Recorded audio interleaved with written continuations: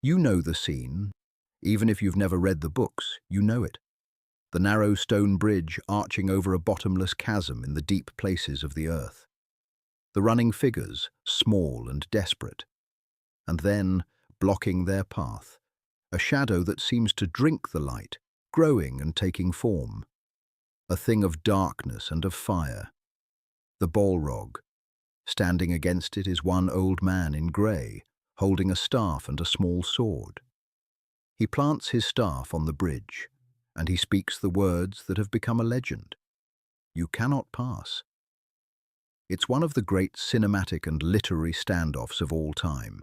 It's the quintessential battle of good versus evil, light versus darkness, courage versus terror. And for most of us, that's where the analysis ends. It's a powerful, archetypal moment. But here's the thing nobody talks about. Here is the detail, hidden in the deep lore of Tolkien's world, that changes this from a simple confrontation into something far more tragic, far more personal, and infinitely more profound. The wizard and the demon, they are beings of the exact same order. They are, for all intents and purposes, the same kind of creature. Gandalf and the Balrog are both Maiar, primordial spirits, angelic beings, who existed before the world was even given its shape. They knew each other, or at least knew of each other, in the timeless halls, before the first note of the music of creation was ever sung. So when that ancient creature of flame and shadow, dormant for thousands of years, finally awoke and faced that old man on the bridge, it wasn't just looking at a wizard, it was looking at a ghost from its own past. It was staring at a memory from a life it lived before the sun and moon first rose. The real question, the one that reframes everything, isn't whether Gandalf could defeat the Balrog. The real question is this: did the Balrog recognize him? To even begin to unpack that question, we have to recalibrate what we think we know. We have to peel back the familiar layers of the story as presented in the Fellowship of the Ring, and look into the foundational myths Tolkien created to support it. On the surface, the matchup seems clear. Gandalf is one of the Istari, a group of 5 wizards sent to Middle-earth to aid the Free Peoples against the growing shadow of Sauron. The Balrog, as Gandalf himself explains, is a demon of the ancient world. This framing is true, but it's a profound understatement, like calling a fallen archangel a troublemaker. Both of these statements are descriptions of their current roles, their jobs, not their fundamental nature. Their nature is something else entirely. In the beginning there was the Supreme Being, Eru Ilúvatar. He created the Ainur, holy spirits, who were born of his thought. The Ainur then sang a great music, a cosmic symphony that laid out the entire history of the universe yet to be. The most powerful of the Ainur were called the Valar, the governors of the world. Think of them as the archangels or the pantheon of gods. But there was a second, far more numerous order of Ainur, the Maiar. They were lesser spirits, but still beings of immense power and wisdom, created to help the Valar shape the world. And it is from this order, the Maiar, that both Gandalf and the Balrog originate. They are, in essence, spiritual siblings. They were born from the same cosmic source, intended for the same divine purpose, to build and to nurture the world. But early in the music, the most powerful of all the Valar, Melkor, began to weave his own themes of discord and ambition into the symphony. He desired to create things from his own thought, to dominate and control. Many Maiar were drawn to his power and his rebellious pride. They followed him into darkness, and he corrupted them, twisting their nature to his own will. The greatest of these corrupted Maiar became the Balrogs, the demons of might. They were originally spirits of fire, but Melkor cloaked them in shadow and terror and made them his most feared servants. This specific Balrog, the one sleeping beneath the misty mountains, was a veteran of the most terrible wars in the history of the world. Wars that broke continents and drowned kingdoms. It fled the final catastrophic defeat of its master, Morgoth, at the end of the First Age, and buried itself deep in the roots of the earth, where it slept and dreamt and waited. Meanwhile, other Maiar remained faithful. One of them was a spirit named Olorin. He was considered the wisest of all the Maiar, but he was quiet, humble. He didn't reside in grand halls of power, but walked among the elves, unseen, listening to their sorrows and planting seeds of wisdom in their hearts.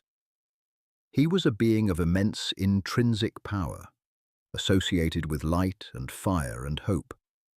But he chose the path of subtlety, of guidance, not command. Thousands of years later, as the shadow of Sauron, another fallen Maiar by the way, Morgoth's chief lieutenant, began to grow again in Middle-earth, the Valar decided to intervene. But they would not do so directly, with overwhelming force, as they had in the past. That kind of power was too destructive to the world itself. Instead, they would send messengers, guides, mentors.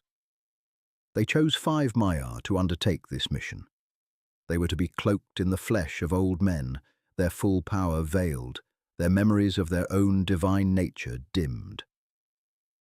Their task was not to confront Sauron with matching power, but to unite the peoples of Middle-earth to find the strength within themselves. One of those 5 was Olorin, and in Middle-earth he was known by another name, Gandalf. So when Gandalf stands on that bridge, he isn't just an old wizard. He is Olorin, a holy spirit of Valinor, willingly constrained in a frail, mortal body. And when the Balrog emerges, it isn't just a monster. It is a corrupted Maiar, a veteran of the wars of the gods, a being of the same fundamental essence as Gandalf himself. This isn't a battle between a man and a beast. This is a family reunion from hell. It is a reckoning between 2 beings who started in the same place of light and chose catastrophically different paths. The entire dynamic of the scene shifts. The stakes are no longer just about the survival of the Fellowship. They are cosmic. It's a conflict that has been dormant for 6,000 years, waiting for this one impossibly coincidental moment on a narrow bridge in the dark. So let's first look at this from Gandalf's perspective. He is acutely, terrifyingly aware of what he is facing. His reaction is not one of a hero eager for battle. It is one of dread. When the drumming starts in the deep, Gimli is excited, thinking it might be his kin. But Gandalf's face is described as drawn and weary. He knows. When Pippin asks him what it is, Gandalf's answer is grave. I do not know, but I have never felt such a challenge. This isn't the bluster of a confident warrior. This is the anxiety of a veteran soldier hearing a familiar, dreaded sound. The moment he sees the Balrog, the truth is confirmed. He leans on his staff, his body seeming to shrink. He tells the others, "A Balrog, now I understand." He turns to the Fellowship, and his voice is suddenly commanding, urgent. "This is a foe beyond any of you. I must hold the narrow way." He understands the power differential. The rest of the Fellowship, even the mighty Aragorn and the elf lord Legolas, are like children before this thing. Their swords and arrows are meaningless. This is a fight on a different plane of existence, a battle of spirit against spirit, and he is the only one present who can even begin to engage on those terms. His entire mission in Middle-earth is one of restraint. He is forbidden from revealing his true form, from matching power with power. His job is to inspire, to nudge, to sacrifice, not to dominate. But the Balrog changes the rules. The Balrog is a relic of a bygone age, a creature of pure, unadulterated primordial power. It doesn't respond to wisdom or guidance. It only understands force. And in that moment, Gandalf faces a terrible choice. Does he hold to the rules of his mission and allow the Fellowship to be destroyed?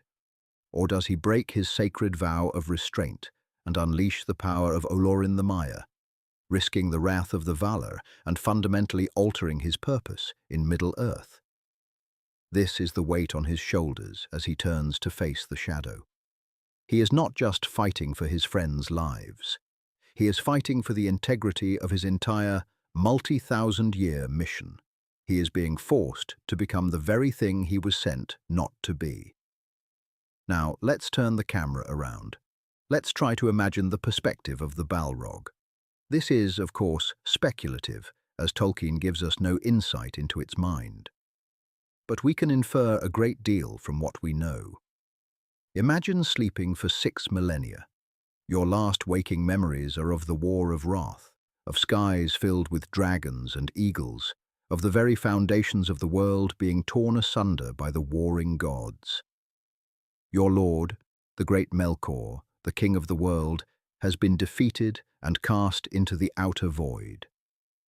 You are one of the few survivors, a captain of his guard, a being of immense might. You flee, wounded and defeated, and find refuge in the deepest roots of the mountains. You fall into a slumber that is less like sleep and more like a geological state of being. Ages pass. The sun and moon you once warred against trace countless circles in the sky. Civilizations rise and fall above your head like insects. The world changes, and then you are disturbed. The greedy tapping of dwarves digging for mithril awakens you from your long, dark dream. You rise, you slaughter them. You claim the ancient city of Khazad-dûm as your own dark domain. For centuries more, you are the shadow, the fear, the nameless terror that haunts the mountain.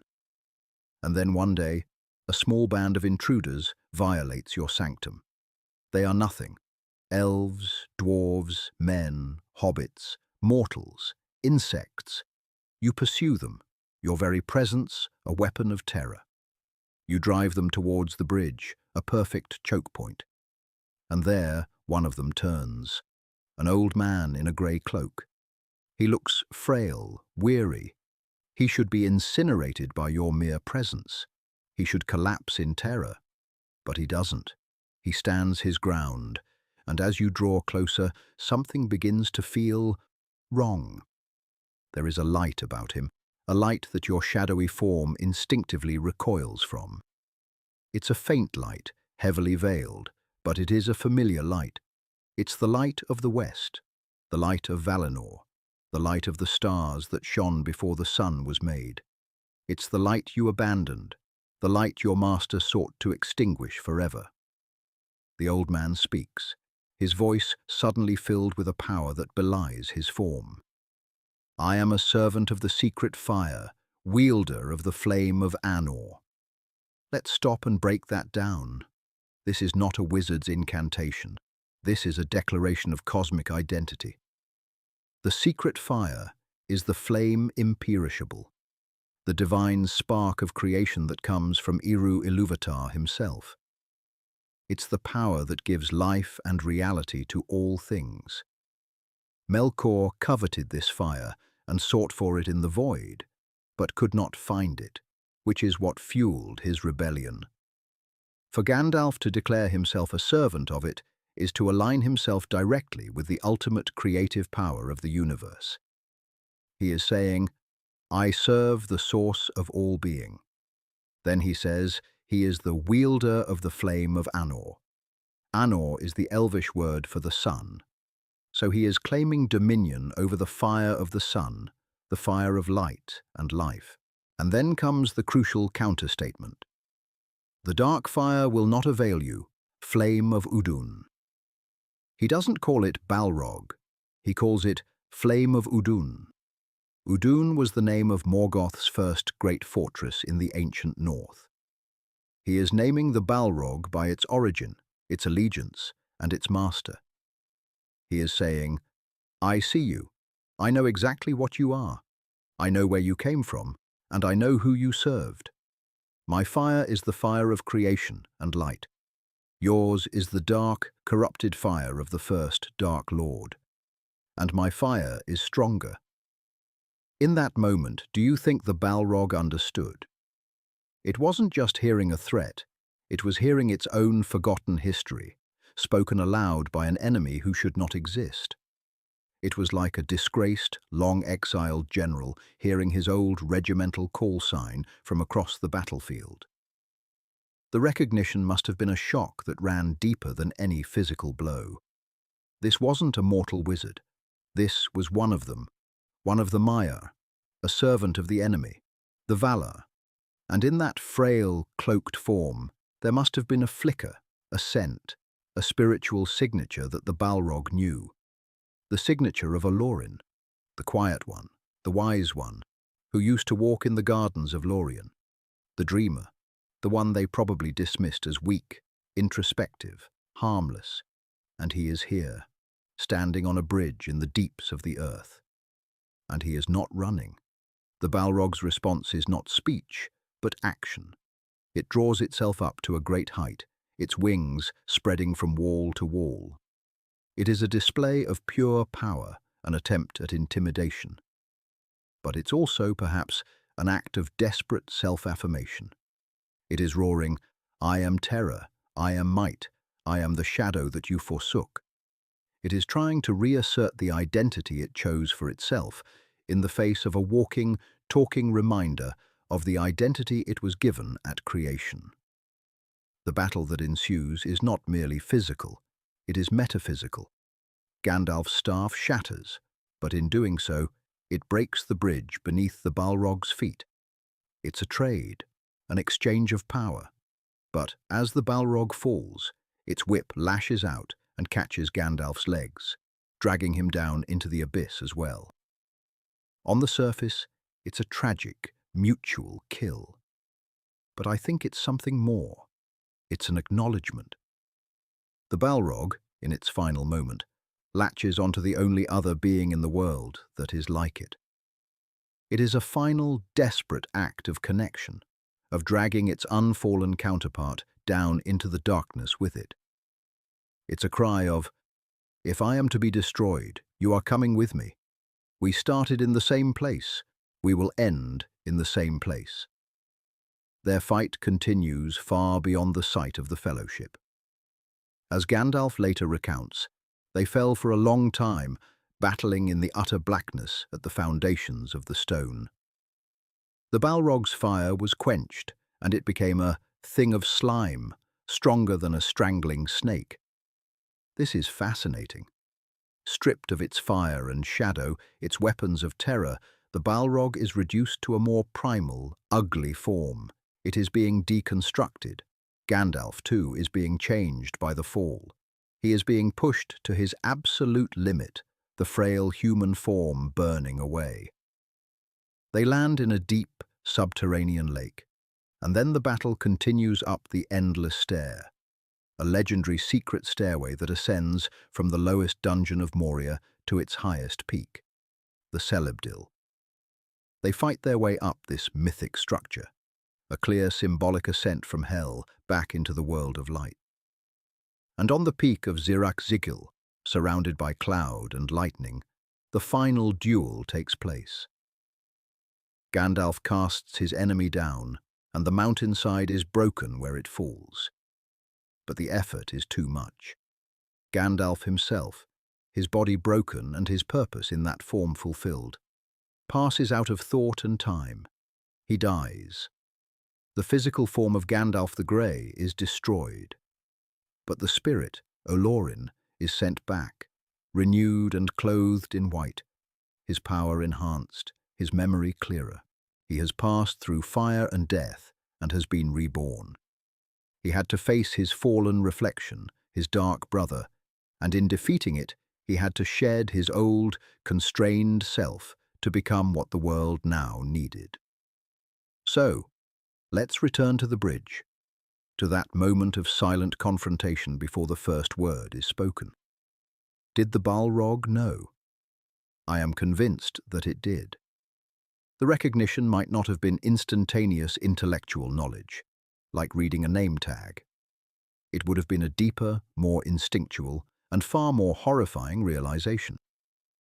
It was the recognition of a fundamental opposition. It saw in Gandalf not just an enemy, but an accusation. Gandalf's very presence on that bridge was a living testament to the path the Balrog had rejected. Olorin chose wisdom over power, pity over cruelty, service over domination. He veiled his might to help the small and the weak. The Balrog made the opposite choice at every turn. It chose Morgoth's nihilistic rage over Eru's creative love. It embraced its full power as a weapon of terror to dominate the weak. Gandalf represents the potential that every Maiar, including the Balrog, once had, to be a force for good, a gardener of the world, and to be confronted with that living, breathing potential after millennia spent in darkness and ruin. It must have been an unbearable sight. The Balrog's fury was likely not just the fury of a monster cornered, it was the incandescent rage of a fallen soul being shown a mirror of its own unfallen state. It was the fury of Cain seeing Abel. It was looking at everything it could have been, and its only possible response was to try and violently extinguish that image. The fight wasn't a contest. It was a reckoning. It was the universe bringing two ancient, divergent threads of its own history back together for a final, violent resolution. The entire history of the Maiar, the choice to follow Melkor or to remain faithful, was crystallized in that one moment on a stone bridge. And the Balrog, in that instant of recognition, must have known it was doomed. Not because Gandalf was necessarily more powerful in that moment. They were, after all, evenly matched enough for a mutual destruction. But because the Balrog was a servant of the dark fire, the fire of Udun, which is ultimately a fire of consumption and nothingness. Gandalf was a servant of the secret fire, the flame of Anor, the fire of life and creation. A flame that consumes can never, in the end, defeat a flame that creates. It is a fundamental law of Tolkien's universe. This reframing of the scene pivots the entire story from one of heroism to one of tragedy. It's no longer just about Gandalf's brave sacrifice. It's about the tragic fate of the Balrog, a being that began as a star spirit and ended as a nameless terror, destroyed by a ghost from its own forgotten dawn. And this leads us to a more universal, more human truth. The confrontation on the bridge is a dramatization of a conflict that exists within all of us. It is the encounter with the person we could have been. We all have ghosts in our past, not of people, but of potential selves. The self that would have existed if we had taken that other job, married that other person, moved to that other city, been braver in a moment of crisis, or kinder in a moment of anger. Most of the time, these ghosts are quiet. But sometimes, we encounter something or someone that holds up a mirror to our choices. We see a friend from our youth who took the artistic path we abandoned for security, and we feel a pang of regret. We see a colleague who prioritized family over ambition in a way we failed to, and we feel a quiet sense of shame. These are the Balrogs of our own inner Moria. They are the embodied consequences of our most fundamental choices. The rage and terror the Balrog displays is the rage of seeing a path not taken, a potential for good that was squandered. It wants to destroy Gandalf because it can't bear the judgment that his mere existence represents. It's a profound psychological insight into the nature of evil. Evil is not just a force that wants to destroy others. It is a force that can't bear the reflection of the good it has abandoned. It is a state of being that is at war with its own memory of light. This is why the fight had to happen. It wasn't an accident of the Fellowship's journey. It was a cosmic necessity. For the world to move forward, for the shadow of the past to be cleared, This ancient schism had to be addressed. The choice made in the music of the Ainur had to be played out to its final, devastating chord. The overlooked hero in this narrative isn't just Gandalf the wizard, bravely sacrificing himself. The hero is Olorin the Maiar, who made a choice in the very beginning of time. He chose empathy. He chose to listen. He chose humility. He chose to cloak himself in weakness to better understand and serve those he was meant to protect. His entire existence was an act of self-diminishment for a greater good. The Balrog's existence was the opposite, an act of self-aggrandizement for a destructive master. The force of antagonism here isn't a simple monster. It is the force of corruption itself. It is the amnesia of the soul, the forgetting of one's own divine origin in the pursuit of power. The Balrog forgot it was a spirit of creative fire. It only remembered the shadow. And Gandalf, cloaked in grey, his own memory dimmed, was a walking, talking reminder. He was a song from home that the Balrog could no longer bear to hear. The fall from the bridge was therefore not an end, but a purification. For both of them. The Balrog was finally destroyed, its long, tortured existence brought to an end. It was released from its bondage to shadow. And Gandalf was stripped of his disguise, burned clean of his mortal shell, and allowed to return with a power no longer so heavily veiled. He had to descend into the abyss, confront his own dark reflection from the dawn of time, and emerge reborn. He had to face the ghost of his people's past to become the wizard of the world's future. He had to prove that the path of wisdom and pity was, in the end, stronger than the path of rage and ruin. And he did. But the cost was everything. So when we look back at that scene now, let's try to see it with new eyes. Let's not just see a hero and a monster. Let us see two ancient, powerful, and tragic figures. Two sparks from the same divine fire, one that chose to nurture the light, the other that chose to serve the darkness. See the moment of their meeting, not as the beginning of a fight, but as the end of a story that started before. The mountains were raised, or the seas were shaped. Imagine the silence on that bridge, pregnant with 6,000 years of divergent history. In that silence, a silent question is asked and answered. The Balrog looks at Gandalf and sees the embodiment of its own eternal regret. And Gandalf looks at the Balrog and sees the terrible price of pride, the horrifying endpoint of the path he and all his brethren were tempted by. It is a moment of profound, cosmic sadness. The words "you cannot pass" are not just a challenge. They are a judgment. They are Olorin, the wise, telling a lost and corrupted brother that its long, dark road has finally come to an end. That the age of Morgoth's monsters is over, and the age of hope, humility, and the small folk of the world is about to begin. The Bridge of Khazad-dûm isn't just a location. It's a fulcrum in history, a point where the ancient past and the uncertain future collide. Did the Balrog know? Yes, it knew. It recognized the servant of the secret fire.